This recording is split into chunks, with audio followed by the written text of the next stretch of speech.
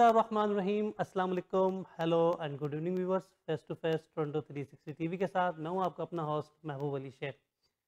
नाज़रीन, गुज़िश्ता 2 माह से ज़ाहिद जो है वो दौरा पाकिस्तान में मुत्तईद अहम शख्सियात से मिलने का मौका मिला, जिनमें सदर पाकिस्तान डॉक्टर आरिफ अलवी साहब, मारूफ साइंटिस्ट, पाकिस्तान को एटमी ताकत बनाने वाले जनाब डॉक्टर अब्दुल कदीर खान साहब, जो मोहसिन पाकिस्तान भी हैं, जिनकी तबीयत कुछ दिनों से नरम गरम चली थी लेकिन अल्हम्दुलिल्लाह अब बेहतर है। उसके अलावा जो है वो गवर्नर स्टेट बैंक है, हमारे मरकज़ी बैंक के जो सदर है डॉक्टर रज़ा बाक़िर साहब, उस मुलाकात के अंदर जो है वो आबिद कमर साहब ने बहुत अहम रोल प्ले किया, जिनकी ताउन से जो है वो उनसे मुलाकात मुमकिन हुई। और रोशन डिजिटल अकाउंट पाकिस्तान के अलावा मुत्तईद सवालात जो है उन्होंने बड़े अच्छे अंदाज में उनका जवाब दिए। गवर्नर सिंह जनाब इमरान इस्माइल साहब से मुलाकात हुई, जिसका इंटरव्यू आप देख चुके हैं। वफाकी वज़ीर जनाब शिबली फराज साहब, शेख रशीद अहमद साहब, उसके अलावा जरताज गुल साहिबा से मुलाकात हुई। मारूफ बिजनेसमैन और ताजिर रहनुमा जनाब एस एम मुनीर साहब, उनका बहुत मशकूर हूँ, जिन्होंने हमारे एजाज़ में, हमारी टीम के एजाज़ में, टोरंटो 360 टीवी की टीम के एजाज़ में बहुत ही अच्छा इशाई का एहतमाम किया, जिसमें बहुत सारे बिजनेसमैनों से मुलाकात का मौका मिला। उसके अलावा अकील करीम डेडी साहब, जो कि गवादर पोर्ट के अंदर बहुत अहम रोल प्ले कर रहे हैं और जो है वो चाइनीज़ कंपनी के साथ मिलकर गवादर पोर्ट की तामीर और तरक्की में मसरूफ़ अमल है। मोहसिन शेखानी साहब, जो आबाद के जो है वो पैटर्न इन चीफ हैं बिल्डर डेवलपर एसोसिएशन के, उनसे बहुत अहम मुलाकात रही। पाकिस्तान के अंदर तामीराती सनत को किन मसाइल का सामना है, किन मुश्किलात से दो चार है और आइंदा चंद माह के अंदर क्या अहम डेवलपमेंट होने वाली है, उनसे बहुत अहम मौजू पर बातचीत हुई जो आपके सामने नशर करेंगे। ज़ुबैर तुफैल साहब से मुलाकात हुई, साबिक सदर हैं federation of Pakistan chamber and commerce industry. Maroof travel agent जनाब याया पुलानी साहब से मुलाकात हुई, पुलानी ट्रैवल के चेयरमैन हैं और बहुत अहम समाजी शख्सियत हैं, उनके समाजी काम की तफसीलात आपके साथ शेयर करेंगे। खालिद तवाब साहब से मुलाकात हुई, जो यूबीजी के जो है प्रेसिडेंट कैंडिडेट थे, उन्होंने इस हवाले से बहुत अहम बातचीत की। एक पैनल हमने बिठाया था सारे बिजनेसमैन हमारे साथ बैठे हुए थे, जिसमें उमर रेहान साहब भी थे और असम मुनीर साहब ने उस पैनल की क़यादत की थी। फरहानुर रहमान साहब से मुलाकात हुई। फरहानुर रहमान साहब कोरंगी एसोसिएशन के साबिक चेयरमैन रह चुके हैं और बिल्डर एंड डेवलपर एसोसिएशन समेत कराची जिमखाना में बहुत ही मोहतरक रोल प्ले कर रहे हैं। पीटीआई कराची के सदर और सूबाई वजीर असम्बली बराए सिंध जनाब खुरम शेर जमान साहब, जो पीटीआई कराची के सदर भी हैं, खुरम शेर जमान साहब से मुलाकात हुई। पीटीआई की कारकर्दगी के हवाले से उनसे बहुत सारे सवाल किए, जिसके उन्होंने जवाब दिए। मौजूदा एडमिनिस्ट्रेटर जनाब मुर्तज़ा वहाब साहब, जो कराची के अभी एडमिनिस्ट्रेटर लगे, उस वक्त एडमिनिस्ट्रेटर नहीं थे जब हम कराची में मौजूद थे, लेकिन उनसे बहुत अहम मौजू में मुलाकात हुई और बातचीत हुई। इसी तरह कराची के अंदर बढ़ते हुए जुराइम, कराची की के अंदर स्नैचिंग के हवाले से, कराची के हालात के हवाले से आईजी सिंह जनाब मुश्ताक महर साहब से मुलाकात हुई। उन्होंने ऑफ द कैमरा बहुत सारी बातें की जो आपके साथ शेयर करेंगे। उसके अलावा जो है वो एआईजी कराची पुलिस चीफ भी हैं जनाब इमरान याकूब मिन्हाज साहब, उन्होंने पाकिस्तान और कराची के हवाले से बहुत अहम बात की और हमने जो है वो पुलिस के हवाले से, कराची पुलिस के हवाले से, उनकी कारकर्दगी के हवाले से एक डॉक्यूमेंट्री जो है वो बनाने का फैसला किया और वो इंशाल्लाह आपके साथ बहुत जल्द शेयर करेंगे कि कराची पुलिस किस अंदाज में जो है वो काम कर रही है और उनको किन मसाइल का सामना है। और कराची पुलिस के जो चीफ हैं वो इमरान याकूब मिन्हाज साहब किस अंदाज से जो है कराची पुलिस की तरबियत कर रहे हैं। बहुत अहम और दीगर शख्सियात से मुलाकात जिन्होंने बेपनाह इज्जत दी और हमें जो है वो मोहब्बत से नवाजा, हमारे एजाज़ में शाइए किए, ज़ोराने हुए। उसके अलावा ब्रेकफास्ट पर भी मदू किया गया। जनाब अब्बास अकबर अली साहब, जो कि हुनर फाउंडेशन के जो है वो one of the founding member हैं। इसके अलावा अमरीली स्टील के चेयरमैन हैं। स्टील इंडस्ट्री के हवाले से उन्होंने बहुत सारी बात की। उन्होंने अपने घर पे एक बेहतरीन जो है वो ब्रेकफास्ट का एहतमाम किया था और उसके अंदर बड़ी अहम लोगों से मुलाकात हुई। मरकज़ी बैंक के जो इस वक्त गवर्नर स्टेट बैंक है जनाब डॉक्टर रज़ा बाक़िर साहब, उन्होंने बहुत अहम जो है वो बातचीत की। ख़ास तौर पे जो है वो जो पाकिस्तान के हवाले से जो लोग पैसा बैरून मुमालिक में मुकीम हैं वो जिस अंदाज में भेज रहे हैं डिजिटल रोशन अकाउंट में, उस हवाले से उन्होंने बातचीत की। शरह सूद के हवाले से बात की, मौजूदा हुकूमत की कारकर्दगी के हवाले से उनसे बातचीत की और उनसे एक बहुत ही अहम सवाल जो है वो फेडरल बोर्ड ऑफ रेवेन्यू की जानिब से जो सवाल बार बार किया जाता रहा था माजी के अंदर, उस सवाल को भी दोहराएगा, जिसका उन्होंने भरपूर अंदाज में दिफा भी किया और जवाब भी दिया। आप उनके जवाबात से किस हद तक मुतमईन है, ये फैसला आपने करना है और ये फैसला हम आप पे छोड़ते हैं। आइए चलते हैं मोहतरम जनाब गवर्नर स्टेट बैंक डॉक्टर रज़ा बाक़िर साहब के इंटरव्यू की जानिब और उसके बाद जो है अपने प्रोग्राम को इख्तिताम की जानिब गामजन कर साहब।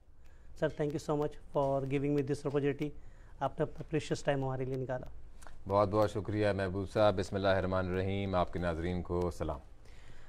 तो साहब, पाकिस्तान की मईशत पे अगर नज़र दौड़ाएँ, कोविड जैसी सूरत हाल ने दुनिया की मईशत तबाह कर दी, लेकिन पाकिस्तान की मईशत बड़ी स्टेबल नज़र आई और फिर हमें एक नवीद सुनाई दी रोशन डिजिटल अकाउंट। रोशन डिजिटल अकाउंट्स के आपकी जो तवक्कात थी वो किस हद तक पूरी हुई? देखिए, दो आपके सवालात में दो पहलू हैं। एक कि कोविड को पाकिस्तान ने कैसे हैंडल किया, और फिर रोशन डिजिटल अकाउंट में हमारा एक्सपीरियंस कैसा रहा। तो बहुत ही मुख्तसर अंदाज में मैं दोनों चीज़ों पे जल्दी से आपको कुछ जो नुकात हैं वो पेश करना चाहता हूँ। सबसे पहले कोविड में जो पाकिस्तान का एक्सपीरियंस रहा वो हमारे ख़्याल से एक सक्सेस स्टोरी है पाकिस्तान के लिए, और इसमें मैं सबसे पहले क्रेडिट करना चाहता हूँ कि जो काम NCOC ने किया, जो कि नेशनल कोऑर्डिनेशन है कि पब्लिक हेल्थ डायमेंशन को, केसेस को किस तरह कम करना है। अब देखें, अभी पाकिस्तान में कोविड की चौथी लहर मौजूद है, लेकिन अगर आप इससे पहले देखें तो 3 लहरें हैं जिस पे पाकिस्तान ने बड़ी कामयाबी से केसेस पे काबू पाया। और अभी अगर आप पाकिस्तान के केसेस देखें तो तकरीबन 15 केस हैं पर मिलियन ऑफ पॉपुलेशन, 15 नए केस। दुनिया में अभी ये जो नंबर है 65 पे है, यानी कि दुनिया से 4 गुना कम यहाँ पे नए केसेस हो रहे हैं पर मिलियन ऑफ पॉपुलेशन। पहले मैं वो क्रेडिट करना चाहता हूँ। दूसरा जो मैं क्रेडिट देना चाहता हूँ वो एहसास कैश प्रोग्राम जो कि हुकूमत ने चलाया, जिससे जो गरीब लोग हैं उनको फ़ौरन ही गवर्नमेंट ने कैश दिया। और ये दुनिया का तजर्बा है कि क्राइसिस में सबसे अहम चीज़ जो है वो लोगों की जेब में, जो ख़ासकर जो गरीब लोग हैं, कैश पहुंचाना है। और इसमें तकरीबन 1 आउट ऑफ 2 हाउस होल्ड्स और 1 आउट ऑफ 3 हाउस होल्ड्स तक ये पहुँचा। इसके बाद हमने कुछ सपोर्टिव मेजर्स दिए, स्टेट बैंक ने, गवर्नमेंट ऑफ पाकिस्तान ने दिए। स्टेट बैंक के मेजर्स में अगर आप टोटल देखें तो तकरीबन जो हमारे GDP है उसकी 5% हमने सपोर्ट दिया।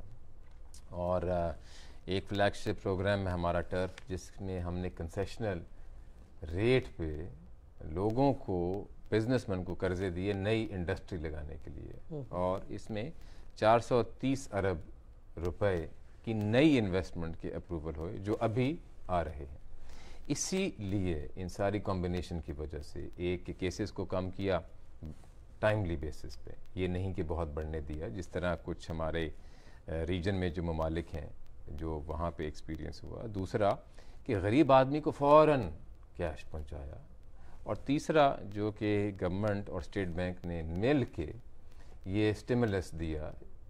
तो इससे आप देखें कि पिछला जो फिस्कल ईयर क्लोज़ हुआ 30 जून में, हमारी जो GDP ग्रोथ है वो तकरीबन 4% तक पहुंच गई, एग्जैक्ट फिगर 3.9%। उससे पहले वो -0.5 थी, और ये टर्न अराउंड आया इसी वजह से जो गवर्नमेंट ने बड़ी कामयाबी से कोविड को नेविगेट किया। अब रोशन डिजिटल अकाउंट की कहानी एक हमारे लिए बहुत ही एक्साइटिंग कहानी है, और ये कहानी शुरू होती है कोविड के दौरान। कोविड की पहली लहर के दौरान prime minister of Pakistan Imran Khan साहब ने स्टेट बैंक को एक विजन दी, और उन्होंने ये कहा कि ओवरसीज़ पाकिस्तानी जो है हमारी कौम का एक बड़ा अहम असासा है, लेकिन उनको सालों से बड़ी दिक्कत आती है अगर वो पाकिस्तान में बैंकारी करना चाहें या सरमायाकारी करना चाहें।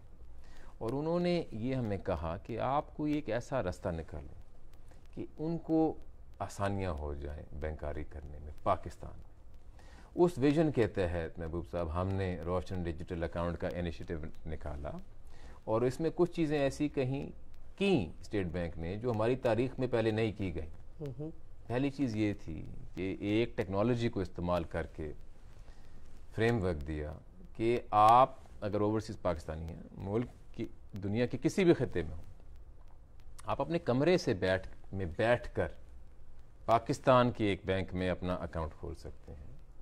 सारी वेरिफिकेशन होगी, आप अपना पासपोर्ट या अपना पाकिस्तान ओरिजिन कार्ड या नाइकॉप स्कैन करेंगे, उसकी तस्दीक होगी, लेकिन 48 घंटे में और बड़ी मुख्तसर इंफॉर्मेशन देने के बाद आपका अकाउंट खुल जाएगा। ये पहले मुमकिन नहीं था। टेक्नोलॉजी ने, डिजिटाइजेशन ने ये मुमकिन कर दी, आसान कर दिया। पहले ये चीज़ जो हो सकती थी नहीं, लेकिन स्टेट बैंक ओवरसीज़ पाकिस्तानी के लिए ये सहूलत लाया। दूसरी चीज़ हमने इसमें ये, हमने ये रेगुलेटरी ट्रीटमेंट दी इन अकाउंट्स की कि ये महबूब साहब रिपेट्रीबल है, यानी जब आपने ओवरसीज़ पाकिस्तानीज़ ने इन अकाउंट्स में से पैसे वापस लेके जाने हों क्योंकि ज़ाहिर आप बाहर रहते हैं, आपको कभी पैसे की ज़रूरत होगी, तो उसमें स्टेट बैंक से इजाज़त लेने की ज़रूरत नहीं। अब ये जो स्टेटस है, ये जो डोमेस्टिक फॉरेन करेंसी अकाउंट होते हैं जिनको हम FE25 कहते हैं, उसमें ये सहूलत नहीं है। और ये हमने इसीलिए दी ताकि हमारे ओवरसीज़ पाकिस्तानीज़ को ये कॉन्फिडेंस आए कि वो जो पैसा लाएंगे और उस पर वो जो मुनाफा कमाएंगे उसको बाहर लेके जाने में उनको कोई दिक्कत नहीं आएगी। और हमने देखा भी है कि लोगों ने आजमाया भी है, कुछ पैसे वो बाहर भी लेके गए हैं और उनको लेके जाने में दिक्कत नहीं है। हमें बड़ी खुशी है जो अभी तक हमें रिज़ल्ट मिले हैं। देखें, अभी रोशन डिजिटल अकाउंट के इनिशिएटिव को तकरीबन 1 साल भी नहीं हुआ लॉन्च हुए और इसमें अभी तक तकरीबन 2 लाख अकाउंट खोल चुके हैं। तकरीबन 190 ममालिक में दुनिया में ओवरसीज़ पाकिस्तानी दूर बैठ के अपना अकाउंट खोल चुके हैं। इसीलिए इसकी टैग लाइन है, दूर रह के भी पास। और इसमें से अभी तक तकरीबन $1.8 बिलियन जो है इनमें आ चुका है, जो कि ओवरसीज़ पाकिस्तानी इन्वेस्ट कर रहे हैं और जो उनकी ज़रूरियात है उसके लिए वो इनको इस्तेमाल कर रहे हैं। मसलन अब ये जो रोशन डिजिटल अकाउंट से ये मुमकिन हुआ कि अगर आपके वालिदैन पाकिस्तान में और उन्होंने अपने बिल की अदायगी करनी, वो अगर व्हाट्सएप से आपको अपना बिजली का बिल दे दें तो आप अपने रोशन डिजिटल अकाउंट से अपने पोर्टल से जाकर उसकी पेमेंट कर सकते हैं। पहले ये मुमकिन नहीं था। अगर आप ये ट्रांसफ़र्स या आपने ऑनलाइन कोई गिफ्ट ख़रीद के किसी को पहुंचानी है, रोशन डिजिटल अकाउंट के थ्रू करवा सकते हैं। ये तो होगी जो लाइफस्टाइल बैंकिंग, जो बैंकारी की चीज़ें, ट्रांसफ़र, पेमेंट्स वगैरह, डेबिट कार्ड। इसमें फिर आई बात सरमायाकारी की। सरमायाकारी में क्या है सहूलियात? नया पाकिस्तान सर्टिफिकेट हमने निकाला जिसमें डॉलर और रुपये पे बड़ी अट्रैक्टिव रिटर्न, जो 5 साल का सर्टिफिकेट है उस पर तकरीबन 7% रिटर्न, जो दुनिया में कहीं नहीं है, आपको मिलेगी। हमने ये क्यों लाए? क्योंकि अगर आप हमारे जो सॉवरन बॉन्ड्स होते हैं, यूरो बॉन्ड्स होते हैं जो हम इशू करते हैं, उस पर तकरीबन इतनी ही रिटर्न हम दिया करते थे। तो हम चाहते थे कि अगर इतनी हम इंटरनेशनल इन्वेस्टर्स को दे सकते हैं तो जो हमारे पाकिस्तानी भाई बहन बाहर बैठे हुए हैं रिटेल लेवल पे, जिनके लिए पहले ये एक्सेस करना मुमकिन नहीं था, उनको भी दें। आप ये नया पाकिस्तान सर्टिफिकेट ख़रीद सकते हैं। आप चाहे डॉलर में ख़रीदें, रुपए में ख़रीदें, अब हम इसको और करेंसीज़ में भी ले आएँ। इसके साथ स्टॉक मार्केट, हमारे काफ़ी सारे पार्टिसिपेटिंग बैंक्स रोशन डिजिटल अकाउंट में स्टॉक मार्केट का फंक्शन भी ऑफ़र करते हैं। आप उसी डिजिटल अकाउंट के ज़रिए आप स्टॉक मार्केट में इन्वेस्ट भी कर सकते हैं। और फाइनली रियल इस्टेट, और इसमें अनकरीब हम कुछ और सहूलियात अनाउंस करेंगे कि आप रोशन अपने घर के तहत बड़ी आसानी से रोशन डिजिटल अकाउंट के थ्रू यहाँ पे प्रॉपर्टी में इन्वेस्ट भी कर सकते हैं। और फिर जब आप, या अगर आपने अपनी रिटायरमेंट के लिए यहाँ पे कोई घर ख़रीदना है और उसमें आप आके रहेंगे उस लिए, या इन्वेस्टमेंट पर्पसेस के लिए, डिजिटली होगा। और हम मुमकिन करेंगे कि पहले अगर ये नहीं था तो अब होएगा। तो इसमें हमें सबसे पहले मैं उन ओवरसीज़ पाकिस्तानीज़ का जो 2 लाख जिन्होंने अभी तक अकाउंट खोल लिए हैं उनका शुक्रिया अदा करना चाहूँगा। और जिन्होंने अभी तक नहीं खोले, टोटल हमारा एस्टिमेट है कि हमारे 7 से 9 मिलियन ओवरसीज़ पाकिस्तानीज़ हैं। तो अगर आप इसमें से आधा ऐसा नंबर देख लें कि जो कि प्रोफेशनल्स हैं, और अगर उसमें भी आप थोड़ी सी कमी कर दें कि चलें ये फैमिलीज़ हैं, इसमें कुछ बच्चे भी शामिल हैं, तो अगर आप उसको उससे भी कम करते हैं तो अभी तो सिर्फ 2 लाख अकाउंट खुले हैं। लाखों की तादाद में और ओवरसीज़ पाकिस्तानीज़ हैं जिनको मैं दावत दूंगा कि स्टेट बैंक ऑफ पाकिस्तान की वेबसाइट पर जाएं, रोशन डिजिटल अकाउंट के बारे में इंफॉर्मेशन लें। और अगर आपको इसमें वही फ़ायदे नज़र आते हैं जो 2 लाख और लोगों को नज़र आ चुके हैं, तो आप इसको रिमोटली आसानी से बैंक ऑफ योर चॉइस, और आपने एक नहीं बेशक 2-3 बैंकों में अकाउंट खोलें, आजमाएं। इसको खोलने में आपको कॉस्ट कोई नहीं है। हमें उम्मीद यही है कि एक दफ़ा जब आप देखेंगे कि हमने डिजिटली क्या सहूलियात दी हैं तो फिर आप दूर रह के भी पास रहेंगे। तो ये बताइएगा कि जो ओवरसीज़ पाकिस्तानी हैं उनकी कुछ खदशात रहे हैं माजी में भी, तो उनका सरमाया रोशन डिजिटल अकाउंट में किस हद तक महफूज है? देखें, इस सवाल का ताल्लुक़ है कि हमारी माशी हालात कैसे हैं। और अगर आपने ये सवाल हमसे 2 साल पहले किया होता तो उस वक्त हमारे हालात कुछ मुख्तलिफ थे। अगर आप स्टेट बैंक की बात करें तो उस वक्त जो हमारे रिज़र्व्स थे, हमारा ख़जाना जो था फॉरेन एक्सचेंज का, वो तकरीबन $7 बिलियन का था। आज वो ख़जाना बढ़ के $18 बिलियन का है, यानी कि 2 साल में तकरीबन $11 बिलियन का इजाफ़ा हुआ है। और ये इजाफ़ा ऐसे नहीं हुआ कि हमने कर्ज़े लिए। अगर आप इसकी जो कंट्रीब्यूशन देखें तो इसमें जो नेट बोरोइंग की जो कंट्रीब्यूशन है वो बहुत ही छोटी कंट्रीब्यूशन है। Bulk of the contribution is जो हमारे नेट इंटरनेशनल रिजर्व्स हैं वो बड़े हैं कर्ज़े लिए बगैर। ये मैं क्यों कह रहा हूँ? इसलिए क्योंकि जो भी ओवरसीज़ पाकिस्तानी सरमायाकारी करना चाहता है वो पहले यही देखेगा कि भाई आया इसके सेंट्रल बैंक के पास रिजर्व्स कितने। तो अगर हमारे पास ऑलरेडी 18 बिलियन है और अब इसमें से मज़ीद कुछ आ जाता है तो ज़्यादा से ज़्यादा अगर लोगों ने बाहर लेके जाना हो तो वही लेके आएंगे ना जो लाए थे। अगर वो सारा भी ले जाएं 18 बिलियन तो रहेंगे। तो इसलिए हमारे ओवरसीज़ पाकिस्तानी को मैं ये पैगाम पहुंचाना चाहूँगा कि अब क्योंकि हमारे माशी हालात पहले 2 साल से पहले से बहुत बेहतर हैं तो उनको पाकिस्तान की माशी मुस्तकबिल में अब ज़्यादा उम्मीद होनी चाहिए। इसके कुछ और अगर मैं अदाद शुमार आपके सामने रखूं, मैंने एक बात की रिजर्व्स की और आपको बताया कि वो तकरीबन $11 बिलियन से उनमें इजाफा हुआ। हमारी मुआशी तरक्की की जो रफ्तार है जीडीपी ग्रोथ, उसको अगर आप देखें, ये फिस्कल ईयर जो क्लोज़ हुआ है जून 30 में 2021 का, इसमें हमारी जीडीपी ग्रोथ को एस्टिमेट किया गया है 3.9%। इससे पिछले साल ये -0.5 थी, जो कि 4% तक आप कहने के इतना बड़ा इकोनॉमिक टर्न अराउंड। इसी फिस्कल ईयर में जो हमारी एक्सपोर्ट्स थी उसमें 14% तकरीबन इजाफा हुआ और हिस्टोरिकल हाई है डॉलर लेवल में। हमारी जो रेमिटेंसेज हैं उसमें 27% इजाफा हुआ डॉलर टर्म्स में और ये भी एक हिस्टोरिकल हाई है। और जो हमारा करंट अकाउंट डेफिसिट है, जिसको रफली कभी कभार लोग तजारती खसारा भी कहते हैं, वो है सिर्फ 0.5% ऑफ जीडीपी।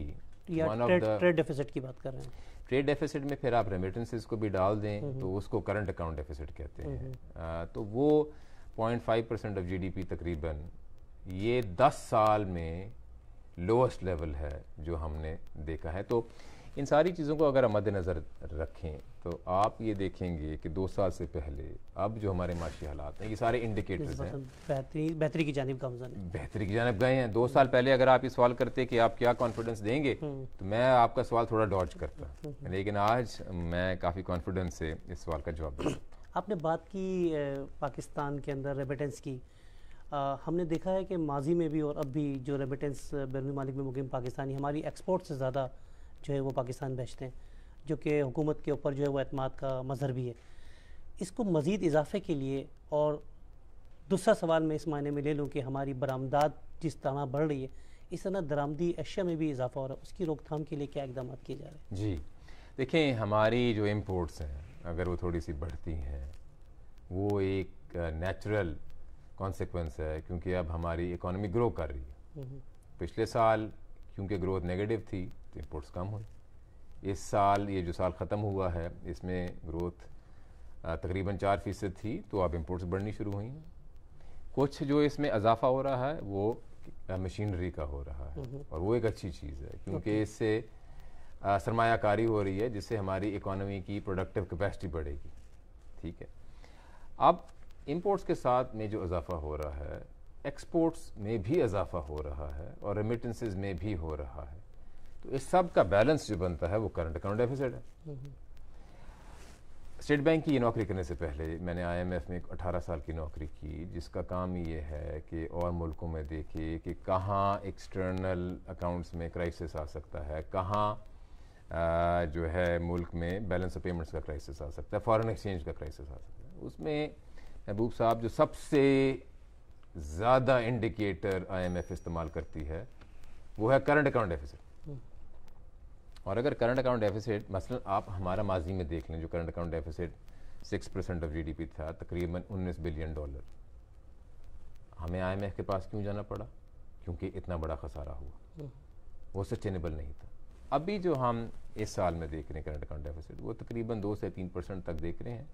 ये एक मुनासिब लेवल है और इसको फाइनेंस करना हमारे लिए कोई दिक्कत की बात हमें उम्मीद है कि नहीं बनेगी, और बल्कि हमारी तो बेसलाइन फोरकास्ट ये है कि हमारे पास इसको फाइनेंस करने के लिए इतने इनफ्लोज एक्सपेक्टेड हैं कि इस खसारे के बावजूद जो हमारे रिज़र्व्स हैं वो इस फिस्कल ईयर में मज़ीद इंशाल्लाह और बढ़ेंगे। अब महंगाई आवाम का एक बहुत ही अहम इशू है, इसमें कमी के इम्कानात कब तक नज़र आएंगे, जिसको आप अफरात ज़र की शरह भी कहते हैं, जिसमें इजाफा देखने में आता है? देखिए, महंगाई एक चैलेंज है और इस चैलेंज को हमने अबूर करना है, इस प्रॉब्लम पे हमने काबू पाना है। इस चैलेंज की जो बुनियादी वजह है वो एक तो है खाने पीने की अशिया की कीमतें, जिनमें काफ़ी इजाफा हुआ है।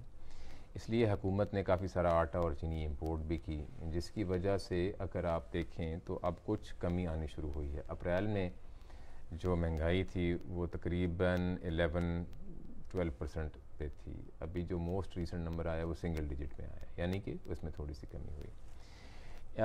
खाने पीने की चीज़ों को अगर आप निकालें तो एक मेजर ऑफ इन्फ्लेशन होता है कोर इन्फ्लेशन, कोर जिसे इकोनॉमिस्ट कहते हैं। कोर इन्फ्लेशन अभी तकरीबन 7% पे है। तो काफ़ी सारी ये जो चीज़ें जिसकी वजह से महंगाई ज़्यादा है, ये वो जिसको हम सप्लाई साइड शॉक्स कहते हैं, और ख़ासकर फूड में ज़्यादा है।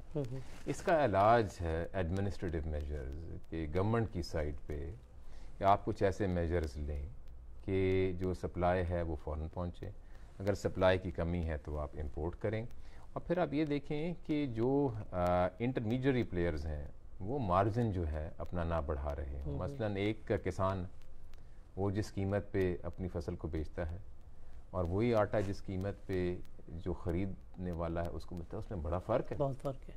अब गवर्नमेंट इसको बड़ी क्लोजली देख रही है कि ऐसे ना हो रहा हो कि वहाँ पे अब्यूज़ हो रही हो, और बीच में जो लोग हैं वो अपना मिडलमैन का रोल, मिडलमैन जो हैं वो अपना इसमें जो गैप है उसको बढ़ा रहे हैं। सेंट्रल बैंक के लिए जो नॉर्मल एक टूल होता है वो इंटरेस्ट रेट होता है महंगाई को कम करने के लिए। अब देखें, महंगाई हमारे इंटरेस्ट रेट से भी ज़्यादा है। मार्कअप रेट जो है वो 7% है, महंगाई जो है तकरीबन अगर 9% पे अभी है। नॉर्मली सेंट्रल बैंक ये करेंगे कि फिर जो है मार्कअप रेट को बढ़ाएंगे उसको कम करने के लिए, लेकिन हमने अपनी मॉनेटरी पॉलिसी स्टेटमेंट में ये बयान किया है कि क्योंकि इस महंगाई की वजह सप्लाई साइड शॉक्स ज़्यादातर हैं और फूड की सप्लाई डिसरप्शंस का ताल्लुक है और कुछ और ऐसे फैक्टर्स हैं, ये ऐसे फैक्टर्स हैं जो मॉनेटरी पॉलिसी की डायरेक्ट कंट्रोल में नहीं है, इसीलिए हमने इसको नहीं बढ़ाया। हमें काफ़ी उम्मीद है कि गवर्नमेंट के जब एफ़र्ट्स कामयाब होंगे तो इसमें जो ख़ास का खाने पीने की चीज़ें हैं इसमें कमी आएगी, और इंशाल्लाह हम देखेंगे कि आहिस्ता आहिस्ता ये जो है इन्फ्लेशन रेट कम होएगा। हमारी फोरकास्ट महबूब साहब, ये जो अभी फिस्कल ईयर शुरू है 1 जुलाई को, ये है कि इस साल की एवरेज इन्फ्लेशन हम एक्सपेक्ट करें 7 से 9% तक, जो पिछले कुछ महीनों में जब ये डबल डिजिट थी उससे कम है। आप क्या समझते हैं कि मईशत और सियासत में क्या ताल्लुक है? गहरा ताल्लुक है, गहरा ताल्लुक है, और ये ना सिर्फ पाकिस्तान में है, ये दुनिया के तकरीबन हर मुल्क में ही है जहाँ पे एक डेमोक्रेसी है। और पाकिस्तान में तो बल्कि एक नॉइज़ी डेमोक्रेसी है, क्योंकि आप देखते हैं कि हमारा मीडिया भी बड़ा एक्टिव है, हमारी जो मुख्तलिफ पर्सपेक्टिव्स हैं लोगों के, लोग बड़ा एक्टिवली इनको बयान करते हैं, और एक ऐसी डेमोक्रेटिक इंस्टीट्यूशंस होना ये हमारी एक स्ट्रेंथ है कि हम डेमोक्रेटिक इंस्टीट्यूशंस को अपना के आगे चल रहे हैं। लेकिन कभी कभार इसमें यह होता है कि जो मुश्किल फ़ैसले करने हों, अगर वो अनपॉपुलर हों तो वो डिले हो जाते हैं, और उसकी वजह से जो हमारी माशी हालात हैं उस पे नेगेटिव उसके कॉन्सिक्वेंसेस होते हैं। अब आप देखें कि पहले जब मैंने जिक्र किया कि हमारा करंट अकाउंट डेफिसिट $19 बिलियन का था, उस वक़्त हमारा जो एक्सचेंज रेट था उसको एडजस्ट करना चाहिए था, क्योंकि वो एक मसनूई लेवल पे था। वो एक मुश्किल मरहला था आपके लिए। ये इस ज़माने से पहले की बात है, ये बात है 2016-17 की बात है कि जब करंट अकाउंट डेफिसिट बहुत बढ़ रहा था। नॉर्मली आप मुल्कों में देखेंगे जिनके अगर करंट अकाउंट डेफिसिट बढ़ रहा है तो फिर उसकी एक्सचेंज रेट को एडजस्ट करना चाहिए, क्योंकि हो ये रहा है कि एक्सपोर्ट्स जो हैं उनको आप टैक्स कर रहे हैं और इंपोर्ट्स को आपने सब्सिडी दी हुई है, इसीलिए तो करंट अकाउंट डेफिसिट होता है, राइट। अगर आप इंपोर्ट्स और एक्सपोर्ट्स के बैलेंस को एड्रेस नहीं करेंगे तो ये तो बढ़ता जाएगा। लेकिन वो एक पॉपुलर डिसीजन शायद नहीं परसीव की गई, इसीलिए उसमें थोड़ी सी डिलेज़ आई, और उस डिलेज़ की वजह से हमारे रिज़र्व जो हैं स्टेट बैंक के वो गिर के 7 बिलियन तक पहुंच गए, इसीलिए IMF के पास जाना पड़ा। तो एक जो ताल्लुक़ होता है वो ये है कि कुछ फ़ैसले मुश्किल होते हैं और उनको टाइमली पे अगर करना हो तो पॉपुलैरिटी में असर आ सकता है। अब जब हालात ऐसे खड़े हो जाएं कि वो बहुत डिले कर दिए, ज़ाहिर है अगर वो फ़ैसले कॉस्टली ना होते पॉलिटिकली, अगर वो फ़ैसले अनपॉपुलर ना होते तो वो पहले हो चुके होते ना, ये तो एक थोड़ी लॉजिकल सी बात है। लेकिन अब अगर आप देखें तो स्टेट बैंक को के भी आप जो हमारी चीज़ें हमारे मैंडेट के नीचे आती हैं, हमें काफ़ी स्पेस मिली हुई है इस पॉलिटिकल इन्वायरमेंट में कि हम उन पे एक अच्छे अंदाज में अपनी माशी हालात को बेहतर करें। एक्सचेंज रेट आपके सामने, हमारी तारीख में इसको फिक्स रखा जाता था कि ये ना हो कि अगर ये ऊपर नीचे जाएगा तो इससे थोड़ी सी अनपॉपुलैरिटी हो। पिछले 2 सालों से जब से हमने एक्सचेंज रेट को मार्केट बेस बनाया और गवर्नमेंट ने हमें ये स्पेस दी, पहले जो नहीं होता था, अब गवर्नमेंट ने स्टेट बैंक को ये स्पेस दी कि आप एक्सचेंज रेट को मार्केट बेस्ड रखें। उस फैसले की वजह से अब आप देखें आज का एक्सचेंज रेट तकरीबन 160 है। आज से 2 साल पहले महबूब साहब ये 160 ही था, लेकिन जो अहम चीज़ ये है कि इस दौरान ये ऊपर भी गया और ये नीचे भी आया, दोबारा ऊपर भी गया, दोबारा नीचे भी आया, और ये एक अच्छी चीज़ है। ये अच्छी चीज़ इसलिए है, ये शॉक एब्जॉर्बर है, और इसके मार्केट बेस्ड एक्सचेंज रेट होने से हमें कॉन्फिडेंस ये है कि करंट अकाउंट जो है डेफिसिट वो उस लेवल पे नहीं जाएगा जो माजी में गया, जिसकी वजह से फॉरेन एक्सचेंज क्राइसिस हुआ, जिसकी वजह से IMF के पास जाना पड़ा। तो एक ये मिसाल है कि जो सियासी चीज़ें होती हैं और जो माशी चीज़ें होती हैं इसमें क्या ताल्लुक़ होता है। अभी हमें, जैसा कि मैंने पहले जिक्र किया कि स्टेट बैंक के जो एरियाज़ हैं, हमें एक ये मैंने आपको मिसाल दी जिसकी वजह से हम कॉन्फिडेंट हैं कि इस साल जो हमारा करंट अकाउंट डेफिसिट जो है वो एक सस्टेनेबल लेवल पे रहेगा और उस तरह हालात नहीं होंगे जिस तरह पिछली इकोनॉमिक रिकवरीज में हुआ कि बात थोड़ी अनसस्टेनेबिलिटी की तरफ चली गई और फिर लोग परेशान हो। स्टेट बैंक ऑफ पाकिस्तान एक ख़ुद मुख्तार इदारा है और डॉलर की जो इस वक्त रेट हैं उसको मार्केट में मुंजमद करना है या नहीं करना, ये फ़ैसला भी मरकज़ी बैंक बाज़ दफ़ा उठाता है। लेकिन मीडिया पे बाज़ दफ़ा ऐसी ख़बरें आती हैं जो कि स्टेट बैंक की साख या दीगर चीज़ों को मुतासिर करती है। उस पर आपने कोई एक्शन लिया कि मीडिया को जो ख़बरें बाहर हम सुनने को मिलती हैं हमें उस पर पाबंद किया जाए कि आपके नुमाइंदे से तस्दीक किए बगैर शाया ना की जाए? देखें, इसमें 2-3 चीज़ें मैं अर्ज़ करना चाहता हूँ। एक तो आपने जो एक्सचेंज रेट के लिहाज से बात की, अब ये मार्केट बेस्ड एक्सचेंज रेट है, इसका मतलब ये है कि इसकी जो लेवल है वो स्टेट बैंक सेट नहीं करता, मार्केट सेट करती है सप्लाई और डिमांड के लिहाज से। और ये एक अच्छी चीज़ इसलिए है क्योंकि अगर मंडी में और चीज़ों की कीमत लगती है तो डॉलर की कीमत क्यों ना लगे, राइट? अगर दुनिया के जो मॉडर्न एडवांस्ड कंट्रीज़ हैं और ना सिर्फ एडवांस्ड इकोनॉमीज़ बल्कि इमर्जिंग मार्केट्स, वो अगर एक्सचेंज रेट की कीमत मार्केट में लगाते हैं हम क्यों ना लगाएं, राइट? अगर आप US में फेडरल रिजर्व को देख लें, उसका गवर्नर क्यों नहीं कहता कि डॉलर ये होएगा? बैंक ऑफ इंग्लैंड के गवर्नर को देख लें, वो क्यों नहीं खड़ा होकर कह देता कि मेरा जो पाउंड है वो ये ही होएगा कम वर्ड में? यूरोपियन सेंट्रल बैंक की जो है गवर्नर जो पहले IMF में होती थी वो क्यों नहीं ये कहती? अब अगर आप इमर्जिंग मार्केट्स को देख लें, ब्राज़ील क्यों नहीं ये कहता, थाईलैंड क्यों नहीं ये कहता, रशिया क्यों नहीं कहता? ये सारे ममालिक ऐसे हैं जिसमें एक्सचेंज रेट मार्केट फोर्सेस पर डिटरमिन होता है। हमारी ये पॉलिसी है कि ये फ्री फ्लोटिंग भी नहीं है। इसका मतलब ये है कि कभी कभार मार्केट में सेंटिमेंट खाम खा बिगड़ सकती है क्योंकि ये इसकी प्राइसिंग सिर्फ ना सिर्फ फंडामेंटल से होती है, कभी कभार जो है सेल्फ फुलफिलिंग हाइपोथेसिस भी हो सकते हैं, आउटकम्स भी हो सकते हैं।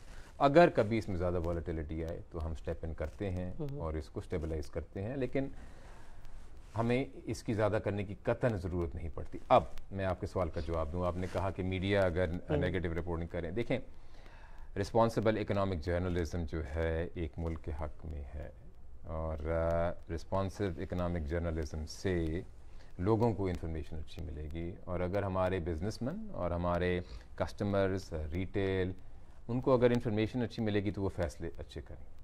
अब अनफॉर्चुनेटली आप जानते हैं कि मीडिया में bad news sells more than good news, और अगर आप किसी चीज़ को सेंसेशनलाइज नहीं करेंगे तो फिर आपकी शायद व्यूअरशिप नहीं बढ़ेगी। That's a reality, we know that.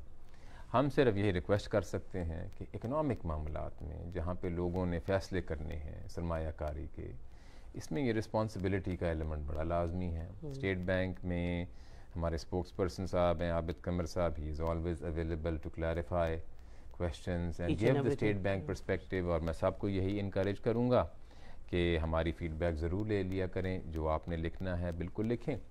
और मैं ये भी कहूँगा कि जो क्रिटिसिज्म है वो हम उसको वेलकम करते हैं, और स्टेट बैंक तो ख़ासकर उसको वेलकम इसलिए करता है क्योंकि स्टेट बैंक जो एक रेगुलेटरी अदारा है, इसके लिए ये बड़ा अहम है कि ये हर रिस्क पे नज़र रखे और कुछ ऐसे ना हो, कोई ऐसी रिस्क ना हो जो हमने इंटरनली कंसिडर ना की हो। तो जो हमारे तनकीद करने वाले हैं उनका जो एक यूज़फुल रोल है वो ये है कि हम चेक करते हैं कोई ऐसी चीज़ तो नहीं जो हम नहीं सोच रहे। लेकिन बहुत दफ़ा हम ऐसे भी देखते हैं कि जो तनकीद करने वाले हैं वो तनकीद बराए तनकीद कर रहे हैं, तनकीद बराए तामीर नहीं हो रही, उनको कोई और पर्सपेक्टिव मिल नहीं रहा। और अगर वो खामखा लोगों को नर्वस करते हैं तो वो कौम के हक़ में नहीं है। मेरी उनसे गुजारिश ही होगी कि इसको ज़रा होलिस्टिकली देखें और इकोनॉमिक मैटर्स पे मिस इन्फॉर्मेशन के कॉन्सिक्वेंसेस काफ़ी ज़्यादा हो सकते हैं, और फैक्ट्स को सामने रख के देखें। जो सारी इकोनॉमी के रिजर्व्स के और ग्रोथ के और रेमिटेंसेस के और एक्सपोर्ट्स के नंबर मैंने आपके सामने रखे, दे स्पीक फॉर देमसेल्व्स। क्या आप समझते हैं कि फेडरल बोर्ड ऑफ रेवेन्यू की जानिब से जो वसूलियाँ हैं वो तसल्ली बख्श हैं? क्योंकि माजी में स्टेट बैंक FBR से जो है वो मुत्तईद दफ़ा इस मसले पे बातचीत कर चुका है। मैं आपको ये कह सकता हूँ कि इस हुकूमत में जो एक बड़ी ख़ास चीज़ हो रही है वो कोऑर्डिनेशन है मुख्तलिफ़ एजेंसीज़ के दरमियान। Finance division, state bank, FBR, दीगर जो अदारे हैं, और हम एक दूसरे का एक दूसरे की मदद कर रहे हैं। और हम इस तरह मदद कर रहे हैं कि मसलन बजट वगैरह में जब कंसल्टेशंस होती हैं तो हर किसी की राय ली जाती है, और FBR इस दफ़ा कुछ ऐसे इकदाम कर रहा है जिससे मुल्क में डिजिटाइजेशन बढ़ेगी। एक बैंकिंग ट्रांजैक्शंस पे विद होल्डिंग फ़ी और टैक्स होता था, वो उन्होंने ख़त्म कर दिया इस बजट में। वो एक बड़ा अच्छा फ़ैसला किया है। शायद उनको रेवेन्यूज़ पे कुछ नुकसान होगा, लेकिन it is a far sighted move, क्योंकि उससे लोग बैंकिंग चैनल को ज़्यादा इस्तेमाल करेंगे, और इससे उनको फ़ायदा ये है कि जितना ज़्यादा बैंकिंग चैनल का इस्तेमाल होगा, इकॉनमी की डॉक्यूमेंटेशन बढ़ेगी, इनफॉर्मेलिटी कम होएगी, और इससे उनकी टैक्स कलेक्शंस ही में इजाफा होगा। अभी रिसेंटली आप chairman for the year 2022 Islamic financial services board जो है वो नामजद हैं। हमारे नाज़रीन को बताना चाहेंगे कि इससे पाकिस्तान को और स्टेट बैंक को क्या फ़ायदा होगा?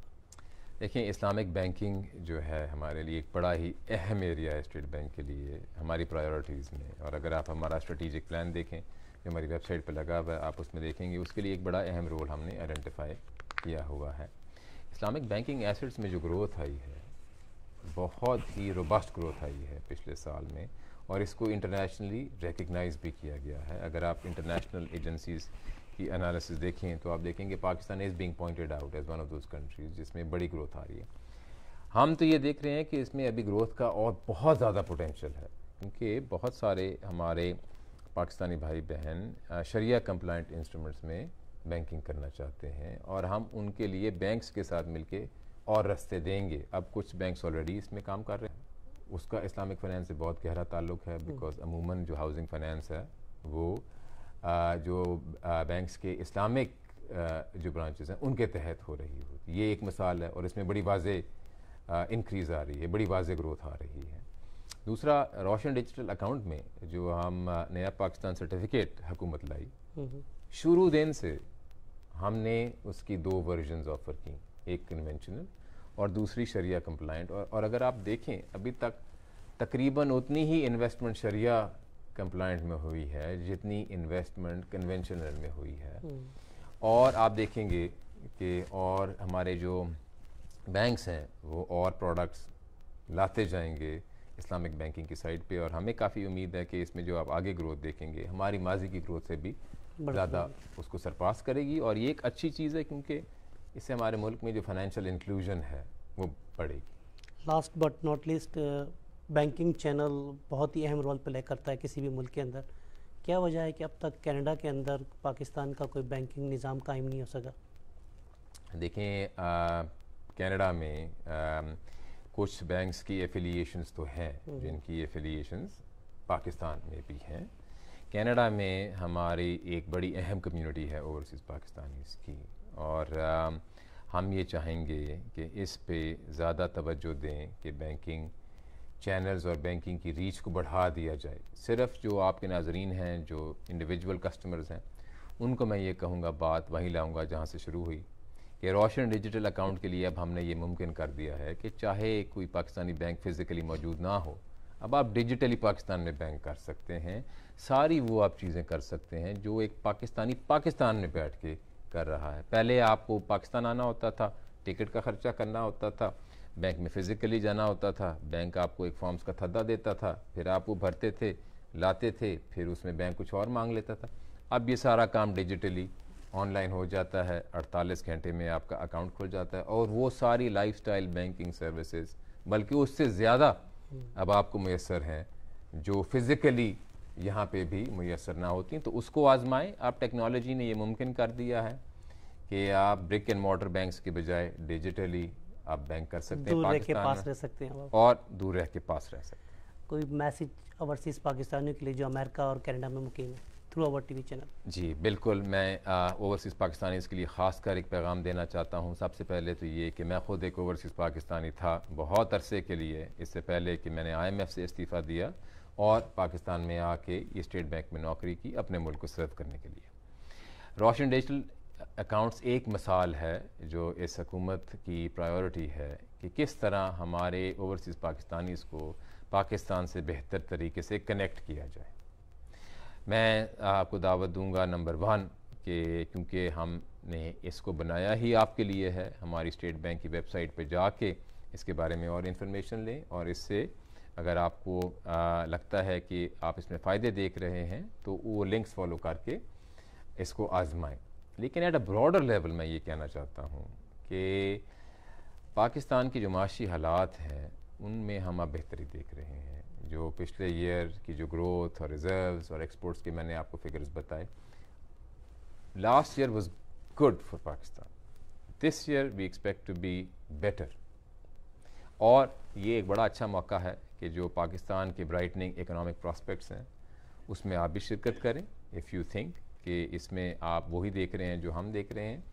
एंड आपकी जो सपोर्ट है, ना सिर्फ फाइनेंशियल बल्कि मॉरल सपोर्ट, और जो आप लोग पाकिस्तान के बारे में कहेंगे उसी से हम मिल के पाकिस्तान का ग्लोबल लेवल पे इमेज जो है वो बेहतरी की तरफ लाएंगे कि ये उसी तरह की एक इमर्जिंग इकोनॉमिक पावर हाउस बनेगा जो हम डिज़र्व करते हैं। बहुत बहुत शुक्रिया जनाब डॉक्टर रज़ा बाकी साहब आपका अपने कीमती लम्हा देने का। बहुत बहुत शुक्रिया साहब।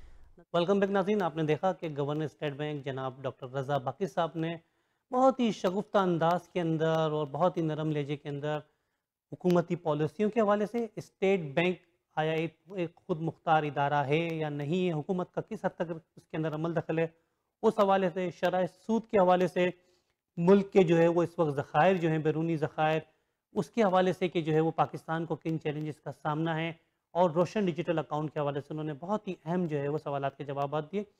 जो सवाल हमारे जहन में बार बार आता था वो ये था कि कहीं जो बनु मालिक में मुकीम पाकिस्तानी है रोशन डिजिटल अकाउंट के ज़रिए सरमायाकारी कर रहे हैं, उनका सरमाया महफूज है नहीं है। उसका जवाब भी आपने देखा, उन्होंने बहुत अच्छे अंदाज में दिया, उनका सरमाया 101% महफूज है। इस वक्त पाकिस्तान के लिए रोशन डिजिटल अकाउंट जो बनु मालिक में मुकीम पाकिस्तानी है, चाहे वो कनाडा में हो, अमेरिका में हो, UK में हो या दुनिया के किसी भी कंट्री में हो, बहुत ही अहम जो है वो रास्ता है जिसके ज़रिए वो पाकिस्तान में न सिर्फ सरमायाकारी कर सकते हैं बल्कि बहुत सारे अपने अधूरे काम, बिलों की पेमेंट्स और बहुत सारे लोगों को अगर पैसा भिजवाना चाहते हैं तो उस तरीके से भिजवा भी सकते हैं, और जब चाहें अपना अकाउंट जो है वो बंद कर सकते हैं, रकम निकलवा सकते हैं, उनसे कोई सवाल जवाब नहीं होगा। इस हवाले से आपने उनकी गुफ्तगू सुनी। उम्मीद है आपको हमारा ये एपिसोड पसंद आया होगा। अपनी फीडबैक और अपनी मालूमात के लिए अगर आप कोई सवाल करना चाहते हैं या हमसे चाहते हैं कि किसी भी हवाले से कोई बातचीत करना और कोई मजीद सवालात, तो हमसे ज़रूर रब्ता कीजिए। हमारा ईमेल एड्रेस है mehboob.journalist@gmail.com। आप हमसे ट्विटर अकाउंट पे और फेसबुक अकाउंट पर भी जो है वो रब्ता कर सकते हैं।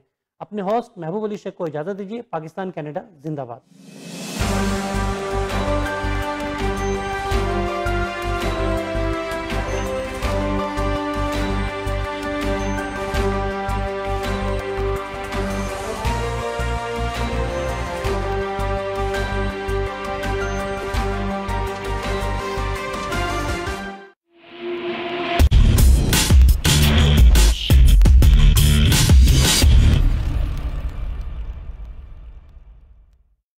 Since 19